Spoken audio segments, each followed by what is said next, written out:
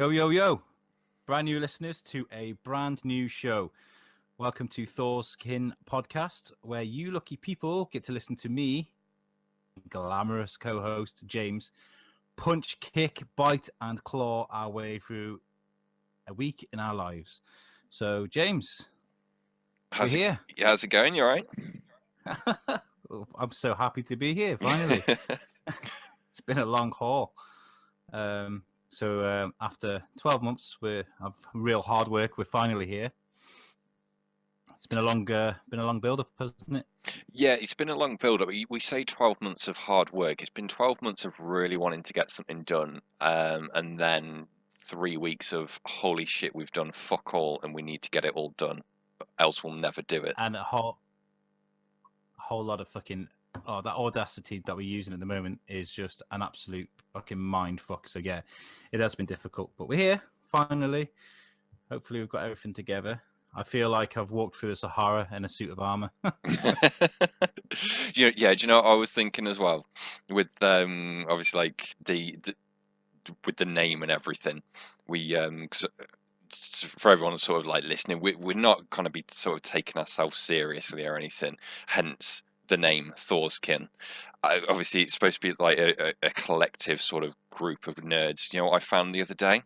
Trying to search for the channel is that you have to trawl through about 12 pages of Chris Hemsworth related subjects to find the podcast. So it's a nice laugh for us, but shit for SEO. And everyone I tell the name of the podcast as well, they look at me as if like, are you serious? Foreskin, really? No, it's not a show about the male anatomy, okay? We're going to sit here for an hour and a half talking about penises. We are literally geeks who like to talk about shit in the geeky world. So I have written a disclaimer that I do want to say at the beginning of the episode, but I don't know whether to give it a go live or not. It's up to you.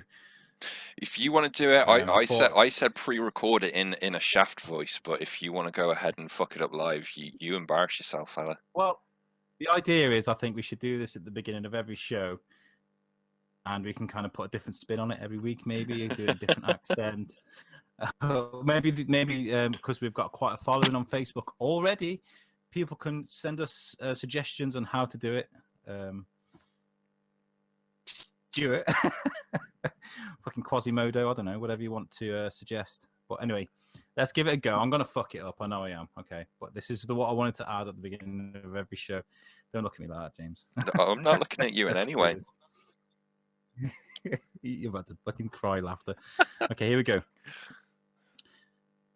Thors-Kin podcast is not a show about male anatomy. Penises may be mentioned occasionally, but this is nothing but ramblings of two co-hosts that have no filter on how they flip the script, and therefore merely coincidental. The occasional joke towards the show may be met with laughter, and majority of cases will be met with an over-exaggerated eye roll, and maybe even the meh emoji. We will not be responsible for any penis-related imagery that pops into your head, good or bad. If your listening experience has affected you in the ways stated, do not panic. Kick back, turn up the volume, and chill the fuck out. We got you, dog. Boom. There you go. Woo! Got that in. I fucked up twice. We need an A-list celebrity to read that out for a disclaimer. Long and short of it, we have no filter. We're not really going to be sort of keeping this PC, so you're going to get offended at some point. So it is what it is. Deal with it. Yep. And like I said, it's taken us 12 months. It's been hard. I felt like I've been swimming with piranhas in Lady Gaga's meat dress. So like whatever. I got loads of these written down. I feel like I've been Bieber and not been a cunt for one day. That would be difficult. What else you got down? I want to hear all these one-liners. I feel like a feminist that hasn't moaned for a day. Fuck me. Ooh, disclaimer. Anything else? All the way down the list. Go on. How many have you got? One more. I'll put. Now I even feel like Kanye West after he sat through an English lesson. Oh, that's difficult. Oof. Jesus, I hope we don't get famous and he hears that. Because, of course, imagine Kanye West going, with my wax crayons, and I need someone to listen to. And he finds Thors-Kin podcast. I've done all my colouring up, Kim. Give me something to do. No, what would happen is he's going through Kim's search history, and we accidentally pop up because she typed in foreskin pictures. Oh, she's looking for pictures of Actual foreskins. actual foreskins. Yeah. Can we get off that subject? I will kind of wish we chose a bit of a different name now. Well, we are a couple of dicks, so it kind of fits in some way. So, okay. So the idea of the show is, anyway, we're going to talk about and done throughout our week. Any news that's popped up, the same old jargon you hear of every other podcast, but not with Alex and James, of course. So it'll be good to kind of start off with maybe talk a bit about Spider-Man for a bit. Yeah. I know you've watched it recently. Yeah. No, I liked it. It was obviously like the sixth one that we've had recently. I know, like, we've talked about it before. We've got some sort of differing opinions on things, but no, it's I really liked it. I thought it's probably their best villain that they've had for a while. I think he kind of pinned it all together. I was just going to add, sorry, before you go into it, that we're going to do a no spoilers review. Because last time I kind of went straight into it. Fuck you if you haven't seen it. But yeah. No, it's good. What's the dude called? I'm awful with actors' names.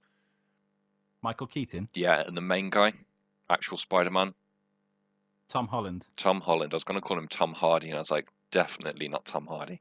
Yeah, Tom Holland was good in it. I thought I like him personally as the best Spider-Man, and Michael Keaton as the best villain that they've had in a Spider-Man film, I think. And I just like the way that they kind of like didn't retrace the whole here's Uncle Ben's death. Here's a training montage of him like ripping the sink off the wall and all that kind of stuff. They didn't just retell the same thing, because Amazing Spider-Man did exactly that, and then Amazing Spider-Man 2 told the same story but better, so that we didn't need Amazing Spider-Man 1. So they kind of respected people with that, which meant they could sort of jump into the like how Spider-Man fits into the MCU at the moment. They could just get straight down to business instead of like doing all the housekeeping shit. Yeah. And I like the way it was very colourful and vibrant as well. Everything looked beautiful, and the details in it were fantastic. I mean, obviously he's a young lad, Peter Parker, and he looks like a young lad. So, Tom Holland is killing it just for that reason alone. Also, I've heard about his accent, because he's an English guy. His where's he from? A part of New York. Anyway, the part of New York he's from, he nails the accent perfectly, and I've heard a lot of people say that. Yeah. And also as well, I noticed the little things like with his mobile phone, there's a crack in the screen and things like that. And I noticed with a lot of young people, they always tend to shit. So little things like that I really like. Yeah. And I thought there was some amazing scenery in it. Like the special effects were absolutely stunning. Trailers, so it's not a spoiler, but there's a scene where he's on top of a fucking jumbo jet thing as it's falling out the sky, and you've got Peter Parker or Spider-Man. He's holding onto the wings with his webs, and he's steering the plane while he's on top of it. I thought that was so well done. Yeah, I really enjoyed. I think my favorite part of it, that like my hand rubbing together moment, like let's get into it, was when Vulture turned up for the first time, because I was expecting like a shit suit, but they nailed the suit. I want one. I really want a Vulture suit. It was actually terrifying, wasn't it? Yeah. I thought he was quite scary. Like, he didn't give a fuck. There was no barrier. He wanted to kill people. Like, Yeah, I thought it was good where like all the villains so far in the MCU, like DC always nail the villains, but Marvel always seem to like rely on their heroes to pull the movie along. Whereas in this instance, the bits like Tom Holland did a great job and everything, and obviously it comes sort of down to the directors as well. But the bits that Michael Keaton was in, whether it was him as himself or as Vulture, kind of pulled things along each time with like this the scene at basically the start of the third act where it's no spoilers again, not that everyone hasn't seen it, but they're sort of like in a one-on-one situation. They're not even in suits, and those bits are like the best part in it. Michael Keaton is a true thespian, and he can grip a camera and the audience with a certain look or a tone of his voice, the curl of his lip, that sort of thing. And that's what you got in that scene. That was absolute pure genius work from him. And I think he deserves all the credit he's actually getting for that at the moment, because he portrayed the role perfectly. And like I said, the suit was fantastic. I was expecting some sort of fucking Transformers looking mess of a fucking, you know what I mean? Yeah. But it was actually beautiful, horrifying, and the way it glided through it's so good. Really, really, really good. Yeah. Where do you think it falls into in the kind of the tier of Spider-Man films, at least? I liked it, but there's certain things about it that make it fall a little bit from grace. Okay, like so Spider-Man, well, for example, right, his school is fucked up. Okay, I wouldn't want my kid going to that school. Okay, there's certain problems. What, you've never mixed chemicals under the desk? He makes his fucking web juice, which is fucking sounds dirty. He makes his web juice in chemistry class, okay? Which, you know, it's not really much of a spoiler. And there's also a scene where he's in resistant materials or workshop, and he's tearing apart a fucking alien weapon. It's just like, are these teachers not fucking paying attention? he's just there pulling a gun apart, you know? I'm just thinking, wow. A scene towards the end, which is not a spoiler, but I found was actually more horrifying than Vulture. And it basically, Peter Parker, he's in class and he gets a text and it says, "Meet me in the bathroom." And he goes there and Happy's just stood there, right? Fucking 6 foot odd of fucking Happy stood in some kids' toilets in school. And I was just thinking, how has a guy managed to walk into a school to arrange to meet a child in the toilet? It's America. What? Shit like that. Worse shit like that happens in America. I was like, I was waiting like, so Mr. Stark is happy you like this suit. Now in payment, you're gonna suck my dick. I'm sorry, but Happy's been arrested on accounts of paedophilia. Yeah. Arachnophobia. Yeah, that for me was a bit of an odd. And as well, there was just a slight thing, because I don't think it's her fault, but it's the cougar. Thingy Bob, Aunt May. Yeah, Aunt May. She's a bit of a fucking fox, isn't she? She's a fox. She's got it going on, but I don't want to stare at granny tits the whole film. In all fairness, like it was that, or put an old woman in there, and if I could, you know, there's an obvious decision. I thought, and she's a good actress as well. I really like her. But if you're a fan of your movies, which I am, you're well aware that we've all pretty much seen her asshole in The Wrestler. So Aunt May's been violated before. I've never seen that.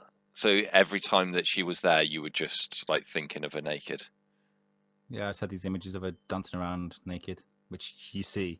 Kind of made sense though, like not her images of her being naked in everyone's head all the time, but like her being younger, because he's like Spider-Man's never been this young before, so everyone has to be relevant to him, if that makes sense. Because it wouldn't make sense if she's like a 17-year-old lad. She's 15 in it. You know, well, he's 15. She'd be in late 30s, couldn't she? You know, so yeah, exactly. There's no problems with that. She's not too young. She's just like looks young. Do you know what it reminded me of? It reminded me of Forrest Gump. You know that scene in Forrest Gump where the teacher comes out of Forrest's house and the guy's like, cares about your education, because everybody's just on about Aunt May and how hot she is. I'm just thinking, No, I enjoyed it though. I think it was good. I reckon. I think Yeah. it's my favourite one, just because I like it being new and fresh. And people slated Amazing Spider-Man when it came out, and because that was new and fresh, that was my favourite at the time. So I think I'm just like, if I see colours and like sparkly things, I'm like, ooh. But It's it was good. Marvel syndrome, I call it. Marvel syndrome, yeah. Marvel syndrome. Where you get the opposite thing Yeah. with DC, you have to be like depressed and like injecting yourself to enjoy those. No. And but I'm going to brush up on that later as well, because there's been a story that's hit recently Yeah. that's made me want to go on a bit of a rant about DC. Not about, but in defense of. So we'll talk about that a little later. Where do you think they're going to go with Spider-Man now? Do you know? Have you read much of the comics? Do you know where do you reckon going to go? Yes and no. Obviously, they're not necessarily going to stick with the whole what happens in the comics. I think they're going to write him in wherever they can, because you've got to bear in mind all of this course of events was laid out before anyway, and they got the rights to him late on, so they had to write everything in. So I think he is literally just going to shoehorn into the MCU at whatever location that they can afford to put him Yeah. in, if that makes sense. I don't think he's going to really have a storyline that's worth following. Whereas you know how obviously the big four have got, you know, Iron Man, Hulk, well, Hulk not so much, but Captain America and fucking other dude, Thor. How could I forget Thor? Um, they've all got like their own really important storylines throughout the whole thing. Whereas the likes of Black Panther, he's getting his own film. Doctor Strange, he's had his own film. They're all single film worthy characters, but they don't really impact the grand scheme of things too much. They'll fit into the overarching story, but they won't be like the he won't all of a sudden become the center of Infinity War. Do you know what I mean? Like he's just going to be there. I think Spider-Man. It depends on who's around him. See, if you've got the likes of Venom, Spider, you know, all these, you get like start getting a little group of them together. Yeah. I think that could be quite interesting to see. But they said that they're not going to have Venom in the MCU. And then obviously they've the Venom film with Tom Hardy. They've said that he's not going to tie into the MCU, so they're completely separating that character. Exactly the same as you're not going to get Wolverine rocking up one day and just be like, "I'm in the Avengers now." Like I just don't think it's going to happen. It's just I think these fucking Sony, Fox, Disney, they all need to talk to each other, and I know they have done because they've cheapied Spider-Man over, but Yeah. it would be so good to have this massive universe. I mean, imagine how big something like Infinity Wars, a movie on that sort of level, would be if you had the X-Men, the Fantastic Four, if you had, you know, all these people in there. That would be so fucking good to see. Like, something you'd never seen before in a movie, you know, that scale. It would be unreal. Imagine seeing like Wolverine and Cyclops turn up in like the original their costumes, like the blue with yellow X costumes, and Wolverine's, you know, yellow one. That would, I think people would die I in know shock. as torture is have Chris Evans play the Human Torch again just to piss everyone off. What? So he's two people in the same film? Yeah. Please no, no. Oh my god, I'm so hot. That was so awful. And he should play extras, like, you know, Not Another Teen Movie. I think he should play the extras in the school that gets blown up and stuff like that. He should just be in it like 17 different characters. Speaking of Chris Evans, actually, I saw a film the other day which made me bawl like I'm not even. I was so touched by this movie. It's called Gifted. Yeah. If you saw it, it was out in the picture recently. I watched it, and oh my god, I looked at it and I thought, oh, I haven't seen Chris Evans in much since Not Another Teen Movie and Captain America. So he's always played that kind of cocky character. Yeah. Whereas in this, he's really like a beaten down guy, stubble. He's like his guy's had a real hard, shitty life. and he's looking after this little girl who turns out to be like a genius.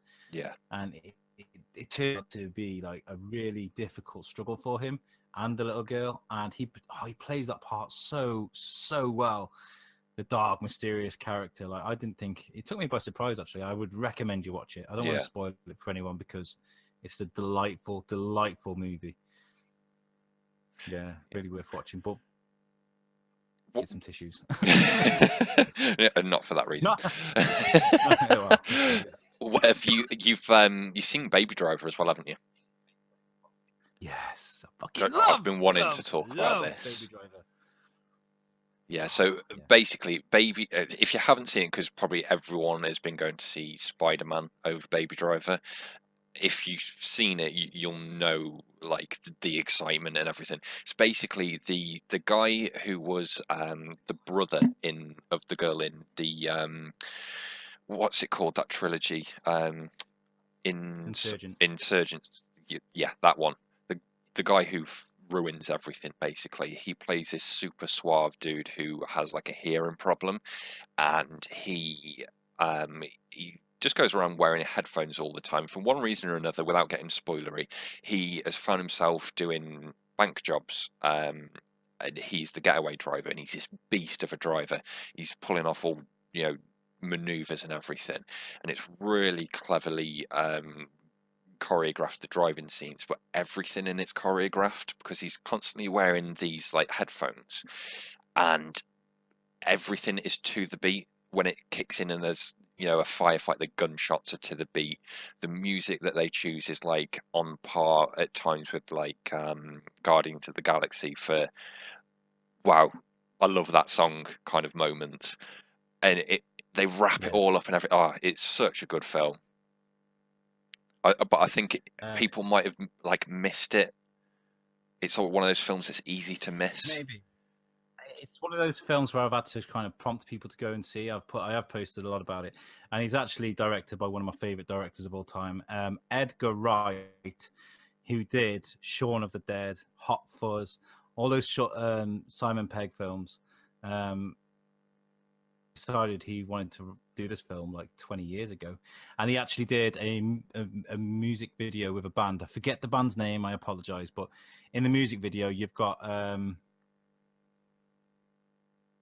Noel Fielding, the guy with the long hair. Yeah. Well, he does the same sort of moves on the steering wheel that the kid does in Baby Driver. Yeah. So he's had this vision for so long, and he was that passionate that he wanted to make it. He's kept on trying to make it for like 20 years. Yeah. And when he finally decided he was going to do it, he turned down a big role. I think he turned down a really big movie, just so he could make this. And he issued the script that he gave to the actors with the audio. Yeah. Because like you said, the music is that good and it fits in that well with the story that you have to kind of listen to it in time with the script. Yeah. And they pulled it off so well, so well. The music, it's almost a musical, isn't it? Almost, yeah. It's like a musical without the bullshit singing, all the actual text, if that makes sense. So all the bits, like they decided to just choreograph all of the action. It opened up like this weird opportunity from like a director's point of view to, like I say, the gunshots matched the beat of the music, which I don't think I've ever seen before. Or if I'm forgetting, like someone will probably be like, "Oh no, there's this really famous film. I can't believe you can't remember it." But I can't remember it happening. If you remember Shaun of the Dead, where they're all surrounding that guy in the pub and the music comes on and they're all hitting that zombie with they did, didn't they? Cues, and it goes into time with the music. This guy is a fucking genius, I'm telling you now. And this movie was his chance to show the world what he's capable of, and I am in awe of what he can do. Yeah, there needs to be some more films like this because, again, without spoiling it, he wraps the film up really well, and that doesn't mean like they all go out in a Rogue One style nuclear blast. He wraps the story up, so there doesn't need to be a sequel. I could quite easily have like 5 or 6 films in a collection where they're like that, because you kind of just take your brain out, don't you? You put it to one side and then you put it back in and crack on afterwards, and it's just, you don't have to think about it. I was smiling about this movie. Yeah. 2 days afterwards, I was smiling about this movie. Yeah. and it had me jigging around in the cinema. You know, I'm not Yeah. the kind of guy to sit and dance. Well, maybe I am. You know me. And the cast as well is absolutely fantastic. And you've got people like John Bernthal, Walking Dead and Punisher. John Hamm, he's always really good in movies. There's Kevin Spacey. There's so many. Even Flea out of Red Hot Chili Peppers. Did you notice Flea? No. Where was he? No, he was in it. He was one of the first crew. He was one of the bank robbers. Oh, of course. Yeah, I didn't recognise it was him. I saw. I was like, "Whoa, it's Flea!" Yeah, and it's I don't give a shit about what Rotten Tomatoes say, but if those cunts can give it an 83%, then it's got to be good, isn't it? Yeah, there's a lot of stuff getting good reviews at the moment. I think we've really hit summer. You know, when like 5 or 6 proper high charting films come out all at once. Yeah, and it started off with Wonder Woman. Wonder Woman got so many rave reviews. Yeah, that shocked me. Obviously, being a DC fan. And I'm going to put my hands up and say, like, I loved the Green Lantern movie. I'm joking. No. Well, it's been a nice run. We managed half an hour, but I have to leave the crew. Sorry. Ryan Reynolds. No, I've liked everything that DC have done so far. The weakest film for me by far has got to be Suicide Squad, if you ask me. And you thought Batman vs Superman was better than Suicide Squad? Absolutely, absolutely. And you know what? The only 2 things that bothered me about Dawn of Justice was one, I think Lex Luthor was too upbeat. It's like the Lex Luthor I know from the animated movies, because obviously you don't hear a voice of these characters until you see him in a movie or something. Yeah. But like, is that really slow talking? Really, he kind of emphasizes everything he says. He's slow, he's powerful, and he's clever. Whereas Jesse Eisenberg, who I love, by the way, is a fantastic actor, is very fucking, oh my god, it's Dark Knight, and he's just like, fucking calm down, man. You're meant to be this fucking, you know, calm down. And the Martha scene obviously was a bit strange, but otherwise, perfect movie. What's wrong with Martha? I don't know. I just didn't fit. I think they could have done it better. Like, that was a rhetorical question, by the way. There's everything wrong with Martha. No, that is an awful scene, and that's what I said. But there's that scene where Lex Luthor has got Clark's mom in the helicopter going away.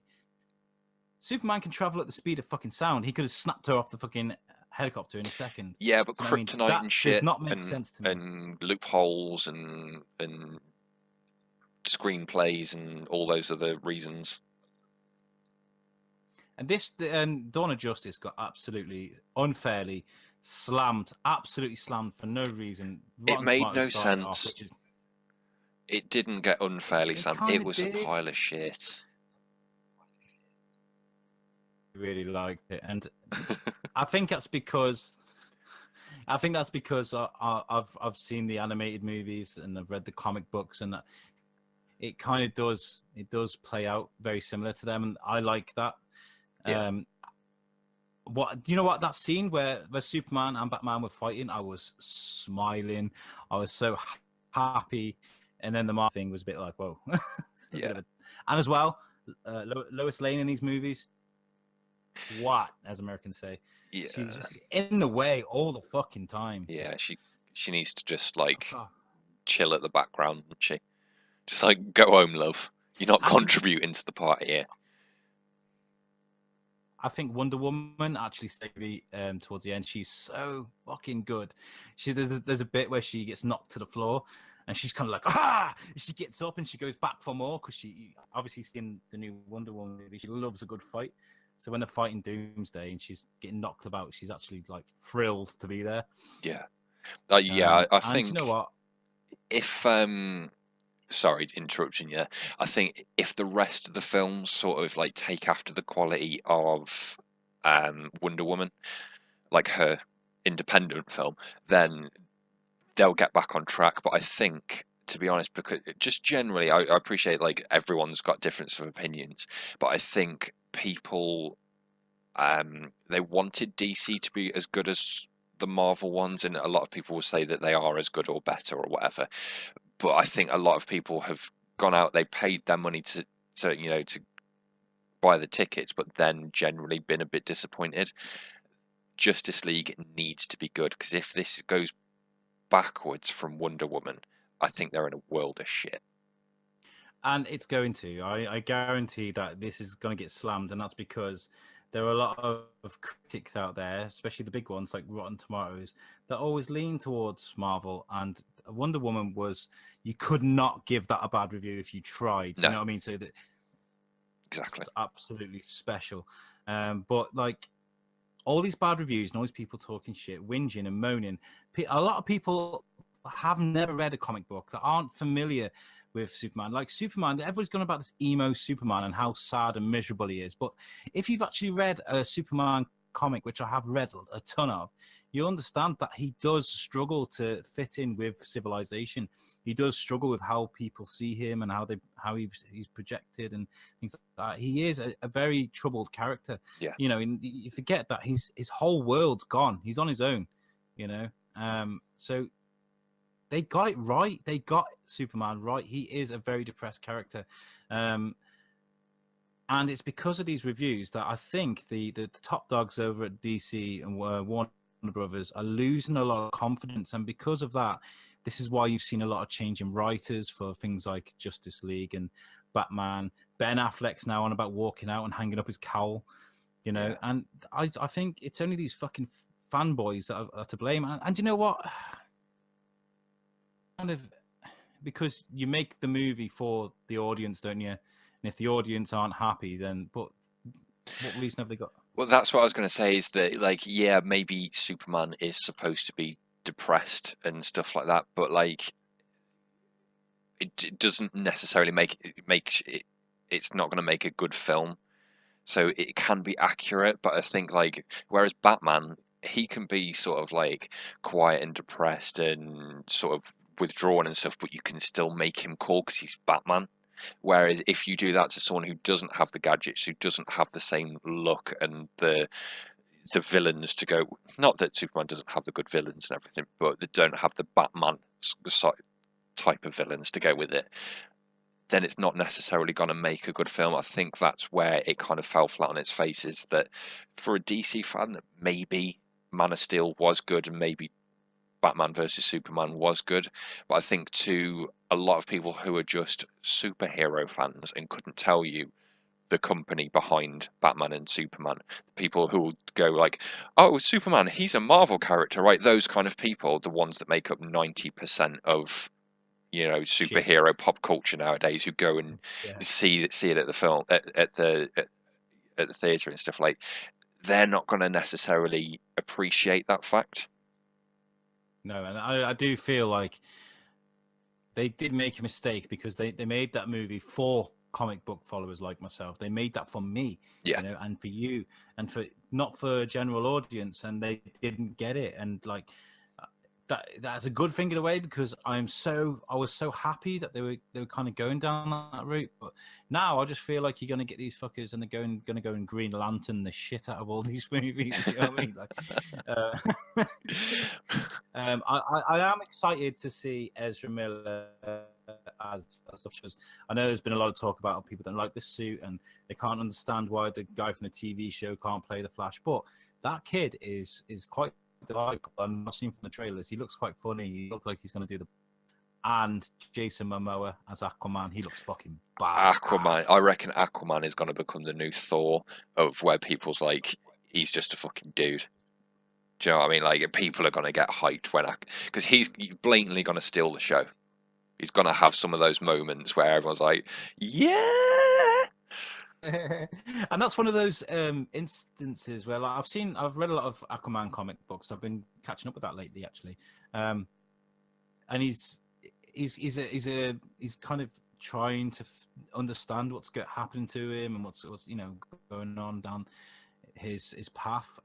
But he's not like a big guy with a fucking beard, and Yeah. you know, he's not dark like that. And that for me is a rare instance where I think that's good change to make. Yeah. Because people, like I said, the general audience wouldn't get it. They're used to the fucking the Aquaman that Family Guy take the piss out of, you know. Yes. Yeah.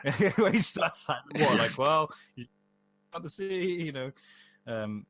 But people don't understand that guy's fucking. He's strong. He's powerful. He can jump over skyscrapers. He can deflect bullets and punch people. He's very similar to Wonder Woman in that respect. Yeah. You know, not take people by surprise. The Wonder Woman of the ocean. Wonder Boy. Yeah. How did we get like so I've got- sidetracked on like old DC films? Well, this is what we like. Welcome to Thors-Kin, guys. We talk about shit. Okay, so did see last night, you may have seen on the Facebook that I posted that Todd McFarlane has announced that they're making a new Spawn movie. Yeah. Oh yeah. I'm so happy about this because, right, recently I watched the 1998-97 movie. And I used to love that movie, and fuck knows why, because the CGI is awful. Mate, I swear to God, you need to watch it. Do you know what it's like? Have you ever been back and watched The Punisher? Like I forgot the guy's. He's got like a really long face. He's a well-known actor, but I think you probably know the one I'm on about. But like Volta. Yes, yeah. Whoever played it, like what the actor was called there, go back and watch that. It is fucking awful. And I always remember that being like, oh, The Punisher, he's cool. This film's awesome. And then I went back and watched that recently, and it was like just the worst film ever. Yeah, I can't imagine Spawn has aged well either. Well. No, it hasn't. And it was that age where they were just CGing the fuck out of everything, but it was like that PlayStation 1 blocky, you know, and it is that to the full extent. So it's fun to go back and watch, and I pissed myself laughing when I watched it. But so I absolutely welcome a new Spawn movie. If nobody's ever read Spawn, go and buy a comic book. Go and read it. It is one of the best reads you're ever going to have. And Spawn was my segue into comic books. He was the first character I started reading made for adults. It was like he'd walk in, kick a table across the room, and he'd hit two guys, and then it'd just be like his blood smears down the wall. Like, it's absolute gory as fuck. There's books where he got his head cut vertically right the way down, and he had to tie it back up with shoelaces. That's awesome. Because he can't die, but he wanted to stop his head from falling apart, so he had to tie it together with shoelaces. It's fucking great. It is so good. I am so excited about that. And as well, they've got a guy called Jason Blum producing it. Now, Blumhouse he has been part of, and they are Insidious, the Purge movies, Paranormal Activity, and Split. Every film that these guys touch turns into gold. Really? See, Yeah. I was just going to say the complete opposite. I was just going to say the movies that you just reeled off literally just got rid of my boner. Like, The Purge was fantastic.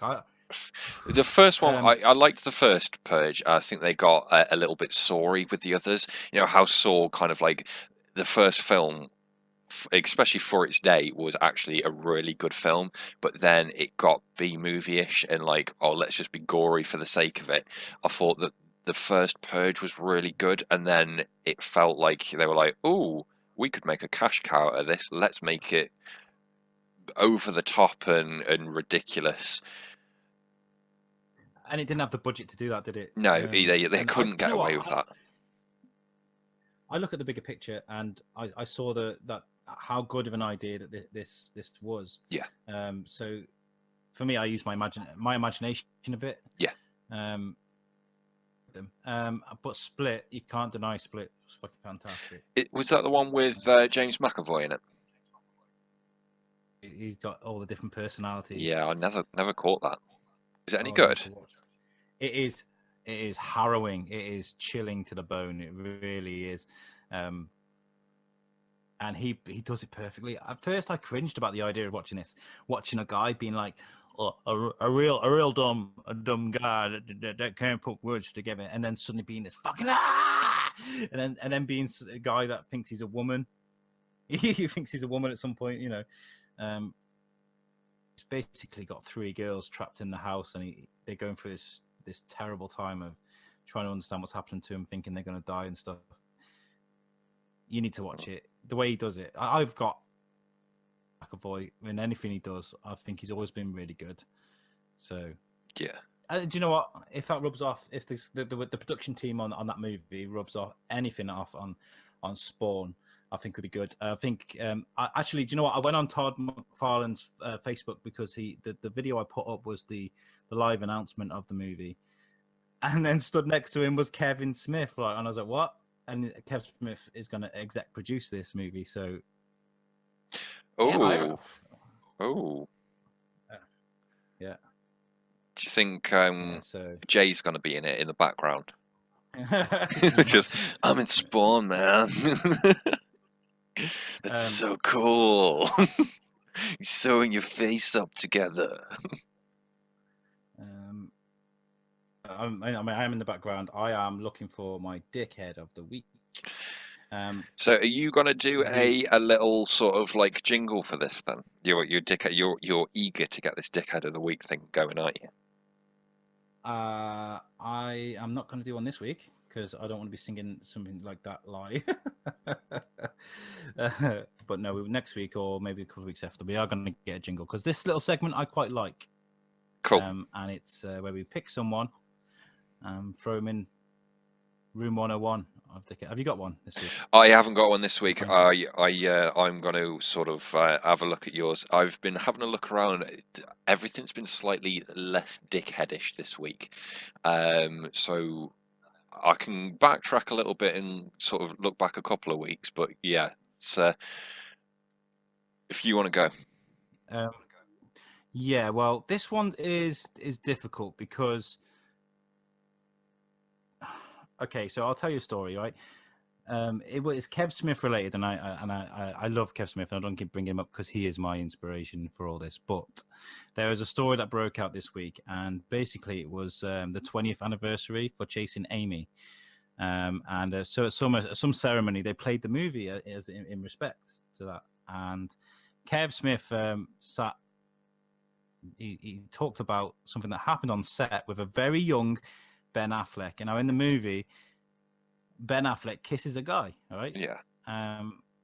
And Ben Affleck went up to Kev Smith at that young age and said, "Oh my God, I can't believe I get to kiss a guy in a movie. It's such a courageous act that now I'll be respected as a serious actor." Yeah. Okay. Now at this ceremony, literally this week, Kev Smith told this story, and with this new PC world we live in, where everybody has to be perfect and not say these sort of things. Ben Affleck's comment has now been thrown all around the internet. He's been slammed by so many people. And there's an actress called Evan Rachel Wood who played Dolores in Westworld. Yeah.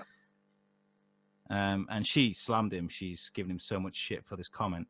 And I just think this was so long ago. It's 20 years ago. And it's a young 20-year-old Ben Affleck. Of course, he's going to say something like that. I'm a straight guy, and for me to kiss a guy, it would take a lot of strength, and it would be a courageous act for me. So yeah, it's not mean for me to say something like that. And yes, you are going to be taken a bit more respectfully as an actor if you're going to do something like that. I just think people need to get off this fucking PC bullshit and stop whinging about every single little thing. Get off Ben Affleck's back, man. He's had so much shit lately. Yeah, the guy's like the fucking entire Jewish race rolled up into one chiseled jawed, like, unlucky motherfucker, isn't he? It's like, that might be a little bit extreme, but like, he has had so much shit. He kind of deserves some of it. I think he's not the best of actors, but he's been in some decent films, and he's done some good stuff directing wise as well. The Accountant was fucking awesome. I loved that film. The I Carrington like, was brilliant. Yeah. yeah, he was badass in it as well. But yeah, that guy's got so much shit over the years. It's a problem with just people in general. There, like, I think there's a huge problem with like the media side of things with whatever industry you're looking at. This is actually going to kind of like lead me into a dickhead of the week that I've just thought about as well. That I'm going to fire back at you. Is that people look, because the media is all based around clicks nowadays. You need a story to sell it, even if that is attaching a famous actor who's still about to a 20-year-old story. Like, it just, they'll drag it up, and they'll just drag anyone through the dirt that they need to, and like that really wasn't even worth a story. Like, for someone to spend 30 seconds even Exactly. typing it up, it's a complete waste of your time. But because it's going to get some Exactly. clicks and things, it's all of a sudden worth their time, even at the expense of someone. And it's like, I was watching Anchorman 2 the other day. I know it's been out for ages, but like, I've just got round to it. And there's this awesome bit in it where Ron Burgundy is sort of like gets his crew back together for GNN, which is the first time they've Yeah. ever set up this 24-hour news thing, and they're like, "Wow, are we not going to run out of stories?" And it's like, "No, we're going to report the real news, and we're going to stay true to the cause. I'm sure we won't have to like scrape the bottom of the barrel." And it's like, you know what? You've hit the nail on the head, because that's all they do is just drag up shit. Find And some. Yeah, totally agree.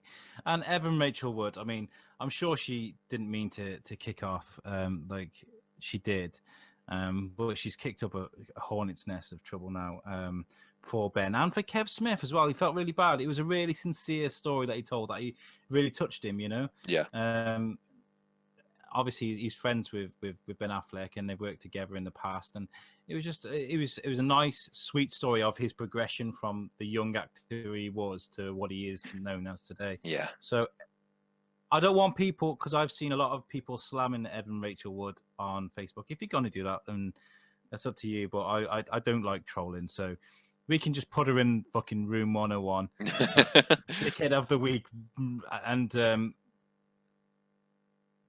And what we'll do is next week you come to me with something. And what we Well, can do. I've kind of got something while you explain that. Oh, okay. Made me All right. remember something I've seen.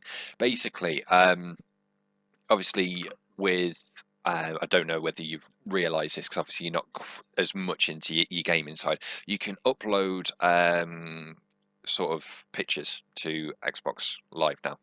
You can change your gamer picture to whatever you want, which has like been really long overdue. But they've just put the So can I put goggly eyes on my nuts and jiggle it around and put that as my live picture? Yeah? well, if you do, this might happen to you. So there was someone who, for Armed Forces Day, changed their picture. They wanted to change it to a policeman holding this American flag, and they basically, the long and short of it is, this guy got banned for updating a picture. Now, what happened was that all of the gaming media, who basically, it's cool at the moment to do negative sort of like Microsoft and Xbox articles because the clicks are with PlayStation because they've sold more. Exactly the same principle of what I was just saying with, you know, with what happened with Ben Affleck, is that if there's clicks there, it's just the way things are. That's the way that the media is built nowadays. So they decided to report the fact that Microsoft had banned this guy's account, and they reported that they banned it for him uploading a picture of this policeman holding an American flag for this patriotic reason. And basically everyone started slamming him. What had actually happened, but no one had dug into it, was that this guy had accidentally clicked on this picture of this hot girl holding up a flag, realized that he clicked the wrong one, and then changed it 30 seconds later to this police officer. But obviously that gets flagged up. So Microsoft get this picture of this hot girl holding a flag, go, nope, no can do, we're banning your account, and then realize 30 seconds later that he actually tried to change it to this policeman, but the ban was already in place. And that's the way it works, Wow. is that Yeah. your ban will kick in beforehand. But obviously the media start picking up on all of this, reporting that he'd been banned for all this, like for basically putting up a patriotic picture, and it just pisses me off when like stuff like this happens, because if you're going to make a Starts creating story, hate. yeah, you're just going to drag anyone through the dirt just because you see them as a soft target, and it just pisses me off because it just highlights like a real problem with journalism, and it doesn't have to be in gaming, it doesn't have to be in fucking in movies towards an actor. It's with everything nowadays. Like, people don't look into things, they don't back up their stories before they report it. And the thing is, once something's out there, it's out there. You can't take it back. So you kind of have this responsibility as a journalist to make sure that you're telling the right things, because once you've formed an opinion in someone's head, people are fucking cheap. They'll, if they see a And story, they'll just listen to it. And they're nasty as well. I mean, you get some people that say, for example, you use certain words like to describe someone that's gay or trans or something. That's not necessarily deemed as a PC now. But it was like it's not meant in an offensive way. So like to call a trans guy a tranny or something like that, it's not. But yeah, you'll get some do-gooder that will come on and just tear you to pieces for saying something like that. And you know what? Like, you're just as bad for being a mean little fucker as the person that's written trying. Do you know what I mean? Like, there's no line in between. Like, it's okay for you to be a cunt for someone to say something like that, or you know what I mean? Yeah. It doesn't make sense to me. I think there's a problem with it. A lot of people that are in those positions, whether it's on social media and you just get like that mob mentality of people just going, "Oh, let's attack the poor, the crowd with pitchforks going after the witch. Let's just all get join the mob," sort of thing. But if you get it as well where it's reporters, you get someone who's in power, and the problem that they have is that a lot of the people that are individuals, analysts, reporters, anything like that, they're dumbasses. 9 out of 10 people can't sit down and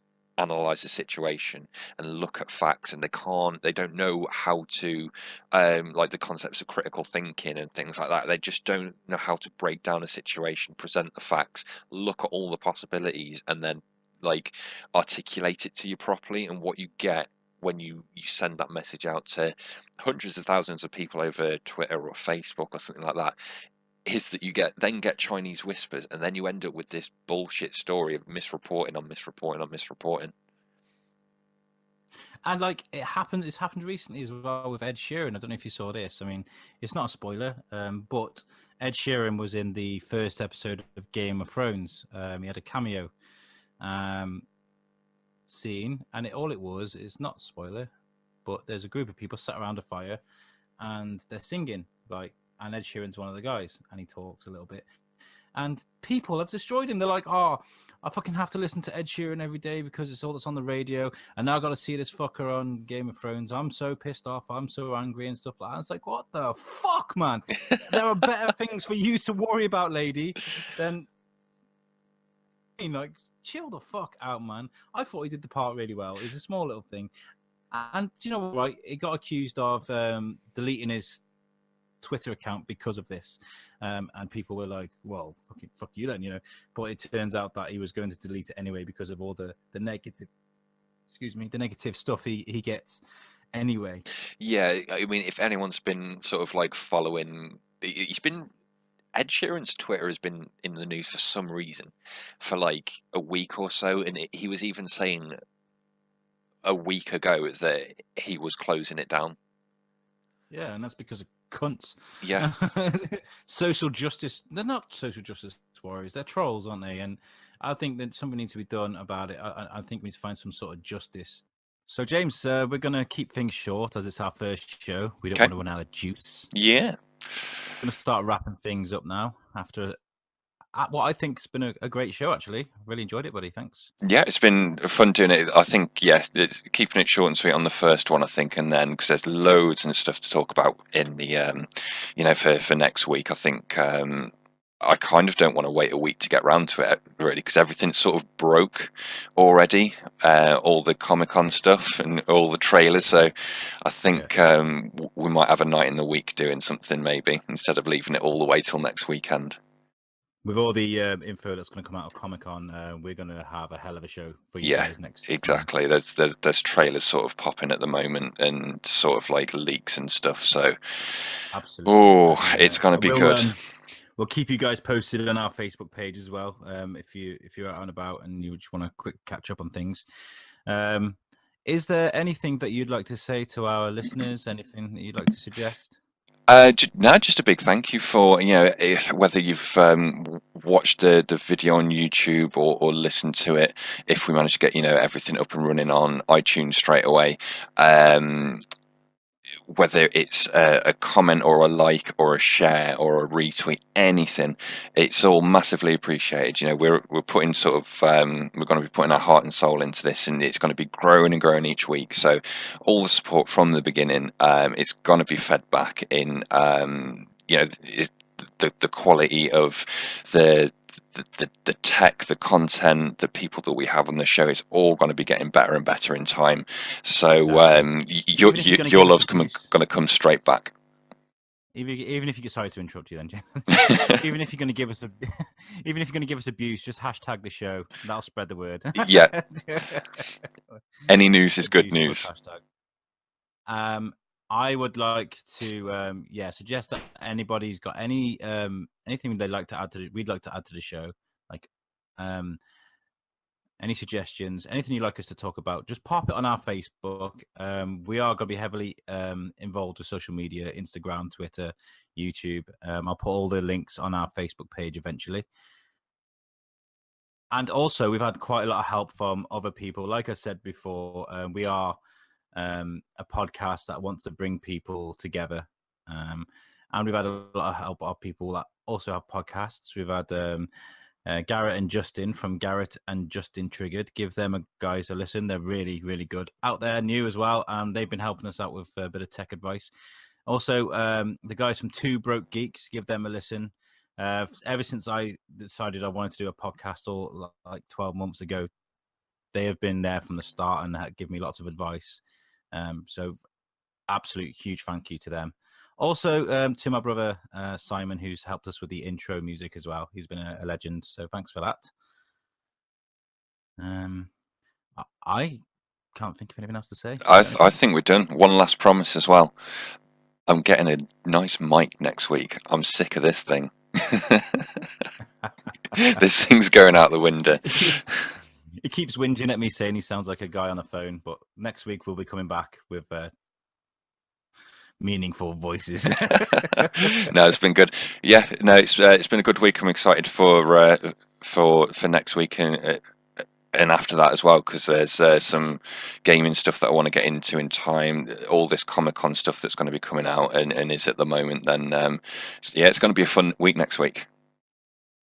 Okay, so tune in. Same time next week. We have been Thors-Kin. Enjoy your week, guys. Goodbye. See you later. Bye, James. Alex is gay.